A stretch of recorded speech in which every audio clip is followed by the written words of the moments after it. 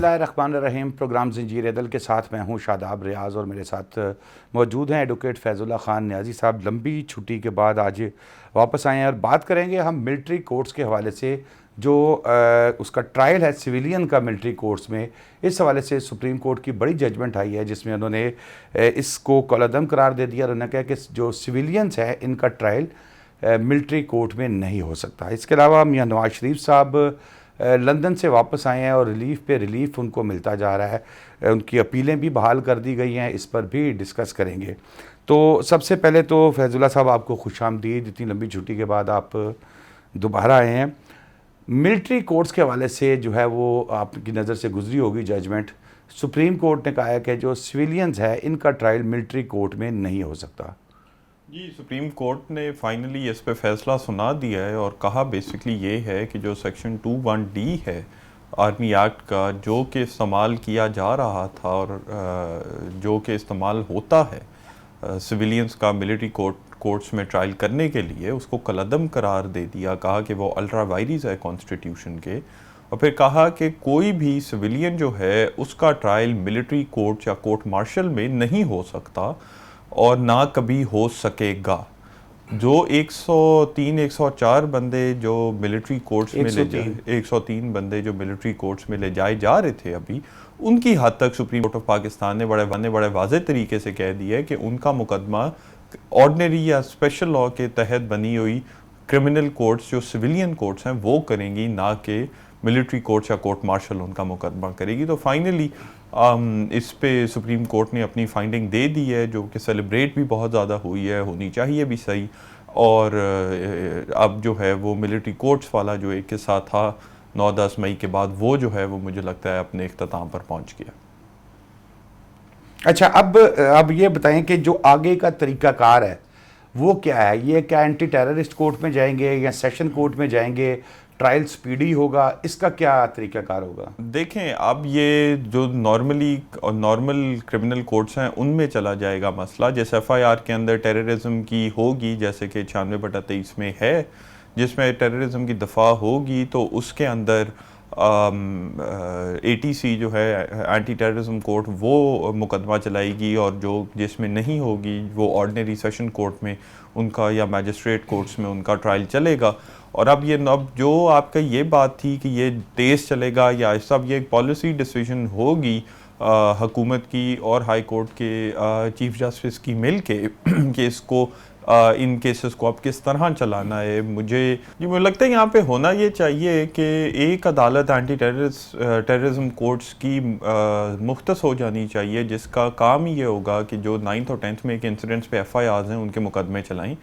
क्योंकि अब वरना होगा ये कि ये इतना ज़्यादा डिले हो जाएगा, और जिन लोगों को उन FIRs के अंदर गिरफ्तार किया हो है, या जो उनके अंदर नामजद हैं, या जिनको ततीमे में नामजद किया है, उन सारों के उनके ये ट्रायल जो है ये बहुत ज़्यादा डिले हो जाएंगे। अब एक FIR जो 96/23 है उसके अंदर तकरीबन 1000 से 1500 से ज़ायद बंदे जो हैं वो कहा हुआ है कि मौके पर मौजूद थे, और अगर मैं अंदाज़ा लगाऊं तो मुझे लगता है तकरीबन 400 से 500 बंदे उसके अंदर गिरफ्तार हो चुके हैं, या वो मिलिट्री को हैंड ओवर हो गए थे, या वो वैसे ही गिरफ्तार होकर सिविलियन प्रोसेस से जा रहे थे। जो एक कॉन्सेप्ट है, अगर एक तो ये चीज़ क्लियर कर दी है पंजाब गवर्नमेंट ने, नोटिफिकेशन कर दिया कि जेल ट्रायल होगा, यानी कि जो कोर्ट है वो जेल जाकर ट्रायल करेगी।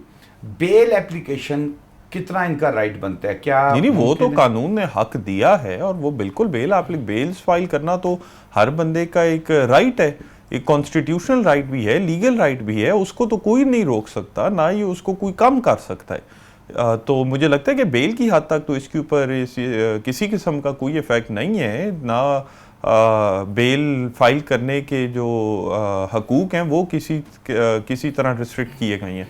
बेल तो वो बिल्कुल फाइल कर सकते हैं। इसका जो ट्रायल है ये कितने दिनों में मुकम्मल होने का, कितने महीनों में मुकम्मल होने का चांस है? क्योंकि वो कुछ बताए भी होते हैं ना कि 1 महीने में, 2 महीने में, 6 महीने में ट्रायल कंप्लीट होना चाहिए। शदाब भाई, देखें, इसमें अब वही बात है कि एक पॉलिसी मैटर पे इन्होंने किस तरह लेके चलना है वो मैटर करता है। अगर तो ये डे टू डे करके चलाएं तो फिर भी मुझे लगता है कि ये मुकदमे कम से कम जो हैं वो साल तो कम से कम मेरा ख्याल है चलेंगे। इसमें देखें एविडेंस है, विटनेसेस तो मेरा ख्याल है कोई नहीं होंगे, या इतनी शायद नहीं, विटनेसेस क्यों नहीं होंगे? भाई वहां पर गए, जो देखा, मौके ये पर किसने मौजूद, देखा? तो जिसने एफआईआर दी थी, एफआईआर देखने के लिए किसी ने तो देखा था। क्योंकि इनके पास एविडेंस तो होगी ना, वीडियो एविडेंस। देखिए वीडियो एविडेंस तो है, लेकिन वो वीडियो एविडेंस का जो है वो फोरेंसिक हुआ नहीं हुआ, वो वाली सारी आपने बातें खोलनी है। फिर आपने जो पुलिस एहलकार थे, जो आईओस थे, इनके ऊपर जिरा होगी, या वो जिरा जितने लोग भी उसमें ट्रायल में जिनके ऊपर ट्रायल चल रहा है, कुछ 400-500 बंदे होंगे, वो सारों के सारों का हक होगा कि वो जिरा करें। तो ये इतना स्मूथली ये मुझे नहीं लगता चलेगा, इसको वक्त लगेगा। और मुझे लगता है कि साल तो कम से कम इस सारे इशू को रिजॉल्व होते होते, जिसको सजा होनी है उसको सजा होते हुए, जिसने बरी होना है उसको बरी होते हुए लगना है। और फिर कम से कम साल, हो सकता है ये अगले 5-6 साल चलता नहीं। आप ये जो 4 साल या 5-6 साल की बात कर रहे हैं, ये अपीलें डाल के कर रहे हैं या सिर्फ ट्रायल की बात कर रहे हैं? मुझे लगता है कि ट्रायल में कम से कम 1 से 2 साल या ज़्यादा जो है वो ट्रायल है, और फिर अपीलें फाइल होंगी। अपीलें जो हैं वो अब कब टेकअप होती हैं, अपनी बारी पे टेकअप होती हैं। जो तो अगर बारी पे टेकअप होनी हुई तो वो तो टेकअप ही कोई साल 2 के बाद होंगी। अगर तो वो जल्दी टेकअप हो जाती है तो ये जल्दी रैपअप हो जाएगा। लेकिन मुझे लगता है कि अगर मुकदमा इसका मुकदमा डे टू डे करके ना चलाया और ज़रा लंबा करके प्रॉपर, जिस तरह इसके लिए कोई स्पेशल प्रोसीजर या एक स्पेशल स्पीड अडॉप्ट ना हुई, तो मुझे तो लगता है कि इसका मुकदमा भी शायद 5-6 साल चल जाए। और अगर इसको, जैसे अभी आपने तजवीज़ दी थी कि जजेस 2-3 जज साहबान को ये बता दिया जाए कि भाई उन्होंने सिर्फ ये ट्रायल करना है, तो फिर तो स्पीड हो सकती है। फिर तो हो सकती है। देखिए ना, आप एक अदालत नॉमिनेट पे आए, बिल्कुल एक अदालत नॉमिनेट कर दें, प्रोसिक्यूटर नॉमिनेट कर दें, वो अदालत जो है वो सिर्फ और सिर्फ ये वाले मुकदमे सुने, या 2 अदालतों के अंदर एफआईआर डिवाइड कर दें और वो डे टू डे बेसिस पे मुकदमे चलाएं, तो फिर तो ये जल्दी रैप अप हो जाएगा। लेकिन वही बात है कि अदालत पे बाकी केसेस का भी बड़ा बोझ होता है, तो ये एज अ पॉलिसी डिसीजन इतनी आसान नहीं होती लेनी अदालतों के लिए। अच्छा फैज, इसमें तो जैसे ये सेशन जजेस जो हैं वो इसकी ज़ाहिर है सुनेंगे, समाअत करेंगे, फिर इसके बाद अपील का हक इनके पास कहाँ पे होता है? हाई कोर्ट में 2 रुकनी बेंच सुनेगा।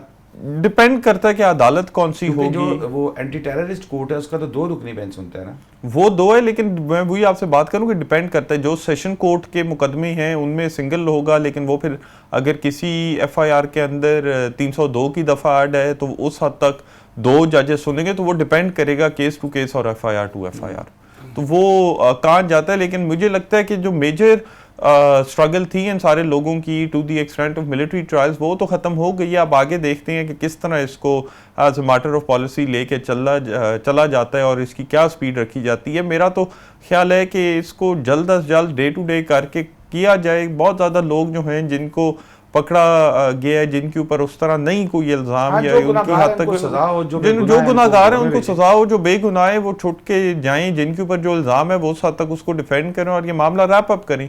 लोगों की अगले 4-5-6 साल जिंदगियां जो हैं वो उस चीज़ के साथ टाई कर देना और उनको इसी के परसूट में लगा देना, वो तो मुझे लगता है बिल्कुल ही एक ज्यादती होगी।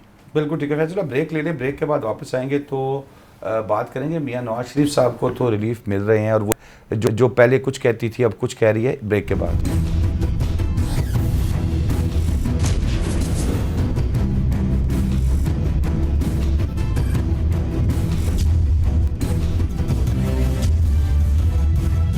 वो बहाल हो गई हैं। पहले तो ये बताएं कि कोई टाइम बार वाला तो इसमें इशू नहीं था कि इतने दौरान हो सकते हैं, वो उन्होंने अचीव किया है मियां साहब ने। तो देखिए वो टाइम बार था या नहीं था वो तो अब खत्म हो गया। जब प्रोसिक्यूटर ने ही आके कह दिया कि जी कोई मसला नहीं, अपीलें बहाल करके मेरिट्स पे सुन लें, तो वो तो इशू नहीं है। और दूसरा देखें, वो तो because he was an absconder under as per the law, तो वो तो फिर टाइम बार का इशू नहीं। उन्होंने आके कोर्ट के सामने अपने आप को सरेंडर कर दिया और वहाँ से ये चीज़ फिर से जो है वो रीइग्नाइट होगी। लेकिन जब प्रोसिक्यूटर ने खुद ही आके कह दिया कि जी हमें कोई मसला नहीं है, अपीलें जो है वो बहाल होने से इनसे नए मचल के ले लिए जाएं और बेल भी, हमने गिरफ्तारी नहीं चाहिए और इनसे नए मचल के लेके बेल भी दे दी जाए, तो वो तो आई डोंट थिंक कि अब टाइम बार का इशू जो है वो रह गया। अच्छा, ये एवन फील्ड और अल अजीजिया, ये 2 केसेस हैं, इसमें मैं सिर्फ एक माजरत आपके सवाल के बीच में ही मैं इंटरजेक्ट कर गया हूँ। एक बात आपने की, आपने बड़ी इंटरेस्टिंग लफ्ज़ इस्तेमाल किया, आपने कहा वही नैब जो एक टाइम पे कहती थी, इनके खिलाफ बात करती थी और अब इनके हक में बात की। तो बात यह है कि शादाबी वही नायब रह नहीं गई है, वो एक बड़ी मुख्तलिफ नायब थी और ये बड़ी मुख्तलिफ नायब है। वो एक और हुकूमत के नीचे नायब चल रही थी, ये एक और हुकूमत के नीचे, ये एक और हुकूमत के नीचे। अनफॉर्चुनेटली हमारे नायब और इस तरह के जितने भी अदारे हैं वो उनकी पॉलिसीज़ और उनकी आइडियोलॉजी जो है वो हुकूमत तक तब्दील हो जाती हैं। तो ये वही नायब नहीं है, ये एक नई ऑल टुगेदर एक नई नायब है, एक नई शक्ल के साथ, एक नई रूह और एक नई पर्सनालिटी के साथ। तो ये तो एक्सपेक्टेड था मुझे लगता है कि नायब का एक सॉफ्ट स्टांस लेना इस सारे के ऊपर। And I think greater interest में भी यही था कि नायब सॉफ्ट स्टांस ले ले, ताकि अगर नायब का जो केस इतना मजबूत है मियां नवाज शरीफ साहब के खिलाफ तो फिर ठीक है, फिर नायब आके अपना केस बता दे और अगर सज़ा होती है तो मियां साहब को सज़ा करवा दे, बरी होते हैं तो बरी हो जाए। अच्छा फैज़, प्रोसिक्यूशन जो है ये गवर्नमेंट के अंडर होती है? बिल्कुल बिल्कुल।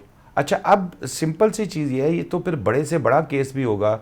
जो कल का अपोजिशन का था वो आज अगर हुक्मरान बन जाता है और अपनी प्रोसिक्यूशन ले आता है तो सूरत हाल तो फिर ये तो होती है। देखिए नायब क्योंकि एक स्पेशल अदारा है, नायब के अपने प्रोसिक्यूटर्स होते हैं। जनरल जो आपके लॉ में प्रोसिक्यूशन है वो हुकूमत के अंडर होती है और ये तो होता भी रहा है ना। जो इमरान खान साहब और आरिफ अलवी साहब के खिलाफ टेररिज्म का एक केस चल रहा था जब वो हुकूमत में आए थे, तो उसके बाद मुझे ये खबर मुझे याद है मैंने पढ़ी थी कि प्रोसिक्यूटर साहब ने आके खुद कह दिया था अदालत में कि जी हमने इनके खिलाफ केस परसू ही नहीं करना, आप इनको बरी कर दें। तो ये तो होता है पाकिस्तान के अंदर। ये तो जिसने हुकूमत में आना है उसका पहला मकसद ये होगा कि मेरे अपने हाथ तक जितनी भी आसानियाँ हो सकती हैं मैं अपनी कर दूँ, दूसरों के लिए जितनी मुश्किलात मैं खड़ी कर सकता हूँ कर दूँ। ये तो अनफॉर्चुनेटली एक इंडिपेंडेंट अदारों की तरह तो ऑपरेट नहीं करते। इवन वो अदारे जिनको होना इंडिपेंडेंट चाहिए, जैसे कि नायब हो गए, जैसे कि FIA, एंटी करप्शन, ये सारे अदारे हो गए। लेकिन तो फैज़ फिर इसमें कानून तो ना रहा ना। तो आपको अभी भी शक था कि कानून रह गया? नहीं, होना तो चाहिए था। आपको इस बारे में कोई शक शुबा था तो वो भी मुझे लगता है शादाबी आप जर्नलिज्म से मुंसलिक है। मुझे लगता है कि आपको फिर शायद आप बहुत अच्छे जर्नलिस्ट नहीं है या बहुत ऑप्टिमिस्ट हैं अगर आपको ये लग रहा है कि अभी तक मुल्क में कानून रह गया था। नहीं, ख्वाहिश तो देखिए हर एक की हो सकती है ना कि कानून की बालादस्ती होनी चाहिए।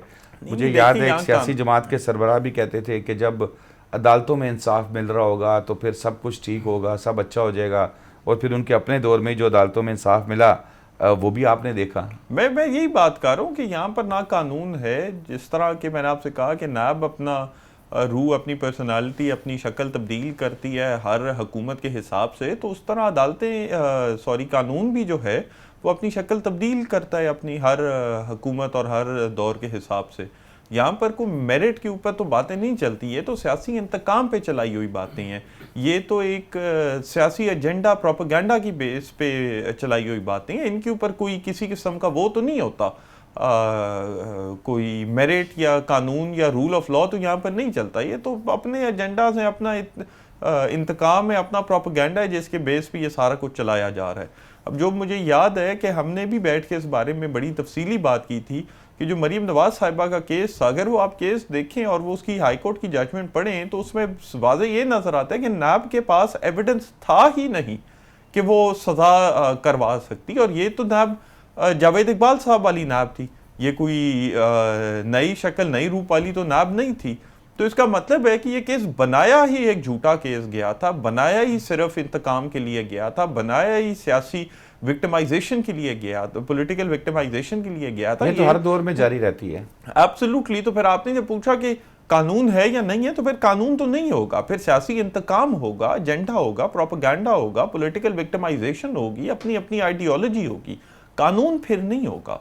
जो रूल ऑफ लॉ के नारे लगाते थे, जब कानून ने उनके खिलाफ हरकत की तो उन्होंने कहा नहीं, कानून ही गलत है और कानूनदान भी गलत हैं और सब कुछ गलत है, ठीक सिर्फ मैं हूं। तो फिर रूल ऑफ लॉ का नारा तो आपका नहीं था ना, आपने अपने सिर्फ सियासी एजेंडे और इंतकाम को जो है वो रूल ऑफ लॉ का एक झूठा लिबादा ओढ़ दिया था। अच्छा फैज़, अब सेम केस में मरियम साहिबा और कैप्टन सफदर साहब जो हैं वो बरी हो चुके हैं, तो क्या उनकी बरियत का जो है वो मियां नवाज शरीफ साहब के केस के ऊपर कोई इफेक्ट होगा या देखिए मैटर सब जुडिस है तो इस पे बड़ी देख के कमेंट करना चाहिए। अच्छा चलिए, मेरे ख्याल से जो जनरल प्रिंसिपल वहां पर इस्तेमाल किया गया, हम ये कर लेते हैं कि एक केस में सेम FIR में एक दो मुलजिम जो है वो बरी हो चुके हैं। थोड़ा सा देखें, बात यह है कि अगर तो सारे लोगों का रोल एग्जैक्टली सेम हो तो फिर तो ये बात समझ आती है, यहाँ पर थोड़ा सा डिफरेंट था। लेकिन मसला ये था, मैं वही कह रहा हूँ कि वहां पर जो एक जनरल प्रिंसिपल किया गया था ना, ले डाउन किया गया था अदालत की जानिब से, जिसके अंदर अदालत ने ये कहा था कि जी नैब के पास एविडेंस ही नहीं था टू प्रूव द फैक्ट कि ये एसिड बियॉन्ड मीन्स था, तो फिर उस हद तक नैब के पास एविडेंस तो नहीं था। वो अगर एविडेंस 2 बंदों के हद तक नहीं था तो वो तीसरे की हद तक भी नहीं था। तो मुझे लगता है कि वो एक हो सकता है एक इंडिकेशन हमें वो वाली जजमेंट दे रही हो एज टू के नवाज शरीफ साहब के केस में क्या होना है, और इससे ज़्यादा मुझे लगता है आप कमेंट करना शायद हमारी फाजिल अदालत के को बुरा। अच्छा, ये अभी इनके ऊपर 2 केस ही है, तोशा खाना भी जो है, उसमें तोशा खाना में क्या इन पे एलिगेशन है मियां साहब पे? देखिए, तोशा खाना में वही तोहफे तहाइफ वाला जो एक मैटर चल रहा था, उसी हद तक इनके ऊपर वो भी एक एलिगेशन है, और उसके ऊपर भी इनके ऊपर आगे जाके, लेकिन वही बात है कि ये जो 2 केसेस चल रही है, ये तो एक बेसिकली ट्रायल खत्म हो के, सजा हो के, और उसके बाद आगे चल रहा है। तोशा खाना वाला कितना प्रोसीड करता है, कब करता है, वो तो अब मैटर करेगा कि आगे सियासी हवा किस तरफ चल रही है। तोशा खाना में तो ये पता लगा है कि जो मियां साहब से ने, जो मियां नवाज शरीफ साहब हैं, इन्होंने डायरेक्ट अपना कहीं पे भी इख्तियारात का नाजायज़ इस्तेमाल नहीं किया, क्योंकि जो गाड़ी देने का मामला था, उस वक़्त ये वज़ीर आज़म नहीं थे, उस वक़्त यूसुफ रज़ा गिलानी साहब वज़ीर आज़म थे।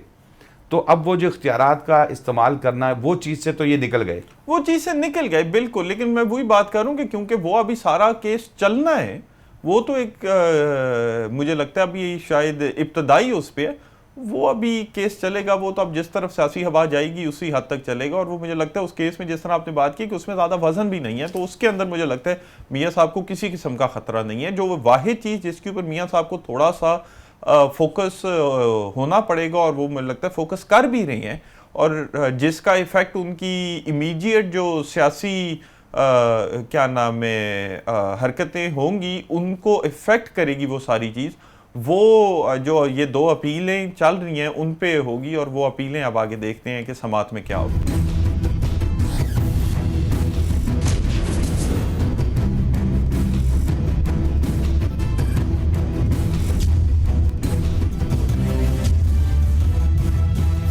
एक सवाल जो मुझे भी थोड़ा सा कंफ्यूज कर रहा है, नाअहली का क्या सीन है मियां साहब की?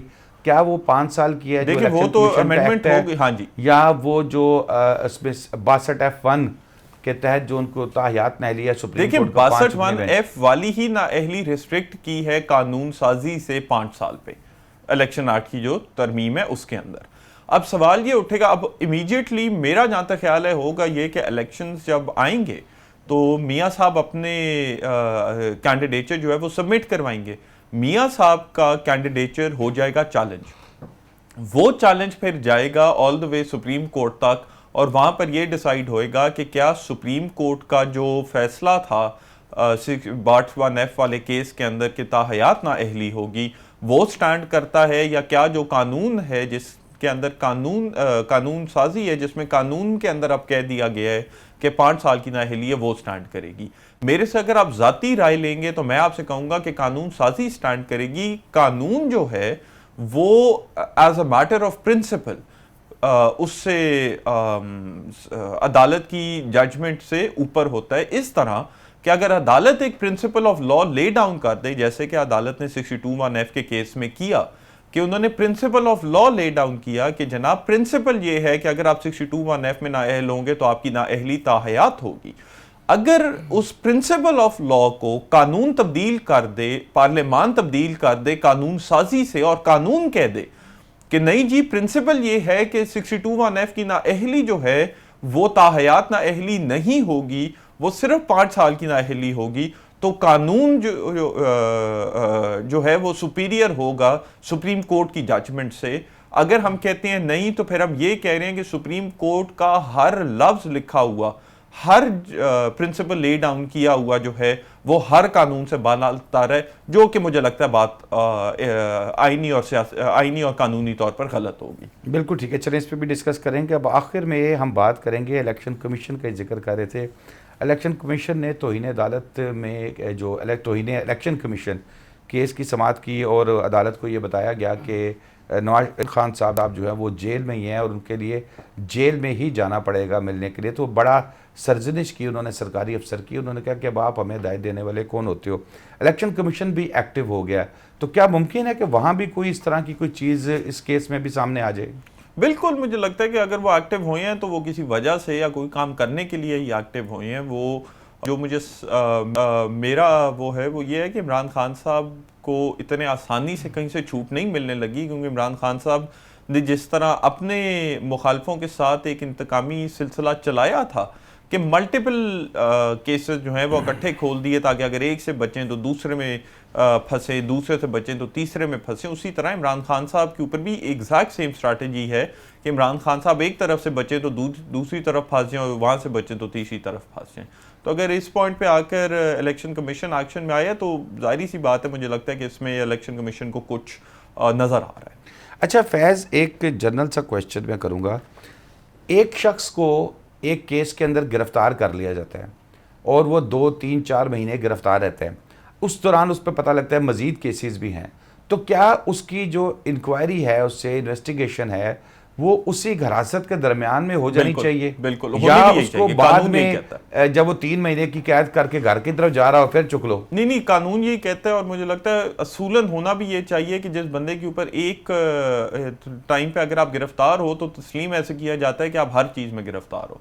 तो आपसे जिसने भी तफ्तीश करनी है वो आपसे वहीं आके तफ्तीश करेंगे, अनलेस कोई ऐसा इदारा हो जिसकी हिरासत लेनी है जिस इदारे ने, या सेपरेटली लेनी है। वरना अगर आप हिरासत में हो तो तफ्तीश उसी हिरासत के दौरान आपसे जाके करनी चाहिए, ताकि वही जो आपने बात की है कि 1 से 2, 2 से 3 बार बार गिरफ्तारियां डाल के और एक बंदे की तजलील ना हो। अब ये परवेज़ इलाही साहब को आप देख लें कि ठीक है, उनकी भी चीज़ें होंगी, केस भी उन पर दुरुस्त भी हो सकते हैं, ट्रायल कोर्ट ने ये फ़ैसला करना है, लेकिन पिछले काफ़ी अरसे से देख रहे हैं कि जैसे ही वो सूरज देखते हैं बाहर निकल के, थोड़ी सी खुली हवा में सांस लेने की कोशिश करते हैं, तो फिर उनको नहीं, बिल्कुल, ये तो वही बात है कि ये तजलील करने, इसका मकसद जो है वो कानूनी रास्ता इख्तियार नहीं, तजलील करना है। इसका मकसद अगले को तंग करना है, अगले को अजियत देना है, और वो मुझे लगता है कि वो कामयाब हो रही हैं देने में। वरना तो अगर आप एक चीज़ में गिरफ्तार हो तो मेरा कानून भी यही कहते हो, मेरा भी ख्याल यही है कि जाकर उस एक ही उस पे जब आप हिरासत में हो तो वहीं जाकर आपकी वो कर लेनी चाहिए तफ्तीश। अच्छा फैज़, इस तरह की जो भी हम बात कर रहे हैं परवेज़ इलाही साहब के हवाले से, ये आम आदमी, लेकिन सॉरी मैं सिर्फ यहाँ एक चीज़ ऐड कर दूं कि देखिए, आप अगर तफ्तीश कर भी रहे हैं ना उस एक में, तो आपने गिरफ्तारी तो आप फिर भी डाल सकते हैं। तो अगर वो एक एफआईआर की गिरफ्तारी से छुटते हैं तो वो सारी एफआईआर की गिरफ्तारियों से नहीं छुटे, तो उनको फिर गिरफ्तार किया जा सकता है अगर उन पर एक और एफआईआर मौजूद है। अच्छा, मैं ये बात कर रहा था, क्या इसके ऊपर कोई कानून मौजूद है या कानून साजी दरकार है? क्योंकि ये आम लोगों के साथ भी इस तरह के मसाइल तो ज़ाहिर है बहुत ज़्यादा होते हैं। ये principles of law lay down किए हुए हैं अदालतों ने और ये काफ़ी हद तक क्लियर हैं। वो तो आप, क्योंकि पिछले साल डेट से कोई प्रिंसिपल ऑफ लॉ मुल्क में रह ही नहीं गया, ना कोई प्रिंसिपल रह गया, ना कोई लॉ रह गया, तो वो जितनी भी चीज़ें सेटल थी वो सारी अपसेट हो गई हैं because of what is happening in the past year. तो इसलिए नहीं कि वरना तो ये this is a well known thing कि अगर आप एक केस में गिरफ्तार हैं, इट इज़ डीम्ड कि आप सारों में गिरफ्तार हैं for the purposes of investigation. लेकिन फिर मैं आपको वही बात करूंगा कि आप गिरफ्तार हैं only to the extent of investigation. अगर आपको एक एफआईआर से छोड़ दिया जाता है, इसका ये मतलब नहीं है कि बाकी एफआईआर में आपको गिरफ्तार नहीं किया जा सकता, अनलेस आपको किसी किस्म की ओमनीबस बेल दे दे अदालत और अदालत कहे कि किसी भी एफआईआर में गिरफ्तार नहीं कर सकते। नहीं, लेकिन ये सहूलत, क्या ये ओमनीबस बेल जो है ये बहुत रेयर, बहुत ही ज़्यादा रेयर केसेस में दी जाती है, क्योंकि बहुत एक एक्सेप्शनल वो है। इसका देखें ना, अब्यूज़ बड़ा आसान है। अगर आपको एक बंदा जो है उसने फॉर एग्जांपल मल्टीपल एफआईआर्स में 302 की एफआईआर्स में वो मुलव्विस हो और वो सच्चा मुलव्विस हो, उसको ओमनीबस बेल दे के सारी की सारी एफआईआर्स में तो रिलीफ नहीं दिया जा सकता। हर एक का अपना एक मेरिट भी तो है, वो मेरिट भी तो एक्सप्लोर करना है। लेकिन जहाँ पर ये नज़र आए कि सिर्फ और सिर्फ इंतकाम है और कोई किसी किस्म का मेरिट किसी एफआईआर में ना मौजूद है ना आगे होगा, तो फिर ओमनीबस बेल ग्रांट कर दी जाती है। लेकिन ये बहुत ज़्यादा एक रिस्ट्रिक्टेड और बहुत ज़्यादा ये कम दिया जाता है ऐसा रिलीफ। बिल्कुल, बहुत शुक्रिया फैजुल्ला खान नियाज़ी साहब आपका, आपने हमें तफसील से आगाह किया। इलेक्शन कमीशन के मामलात भी, इस्लामाबाद हाई कोर्ट से मियां नवाज शरीफ साहब की जो अपीलें बहाल हुई हैं उस पर भी हमारे साथ बात की, और इसके अलावा कानून से मुताल्लिक आपने हमें आगाह किया कि प्रोसिक्यूशन इसको मिलिट्री कोर्ट्स को कैसे लेके चल सकती है। शादाब रियाज को इजाज़त दीजिए, आइंदा जुमे नए टॉपिक्स के साथ फिर हाजिर होंगे। अल्लाह हाफिज़।